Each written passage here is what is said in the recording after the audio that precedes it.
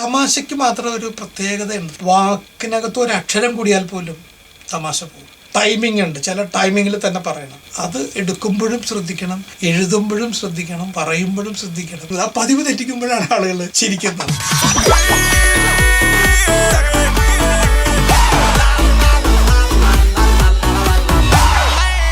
Director സിദ്ദിഖിന്റെ ഓരോ പടത്തിന്റെ ആദ്യത്തെ ഹൈലൈറ്റ് എന്ന് പറയുന്നത് ആ സിനിമയുടെ പേരാ.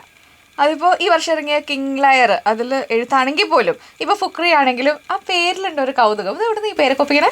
സിനിമയുടെ ആദ്യത്തെ ഇൻഫർമേഷൻ പേരാണല്ലോ ഓഡിയനെ കിട്ടുന്നത്. അതിൽ തന്നെ ആളുകൾക്ക് ഇഷ്ടം ഉണ്ടാവണം എന്നുള്ളൊരു നിർബന്ധം ഉള്ളതുകൊണ്ടാണ് പേരിന് നമ്മൾ ഒരുപാട് റിസർച്ച് നടത്തുന്നത്. എന്നിട്ടാണ് പേര് നമ്മൾ ഒരു ഫിക്സ് ചെയ്യുക.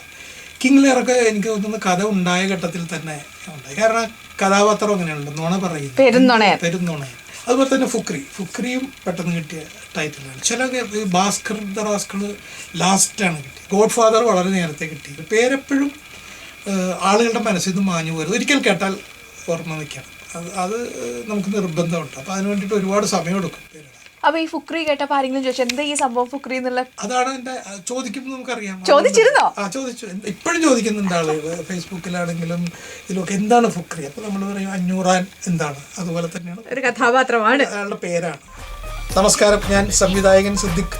ഈ ആഴ്ചത്തെ സ്പോട്ട്ലൈറ്റിൽ ശാലിനിയോടൊപ്പം ഞാനും ഉണ്ടാകും.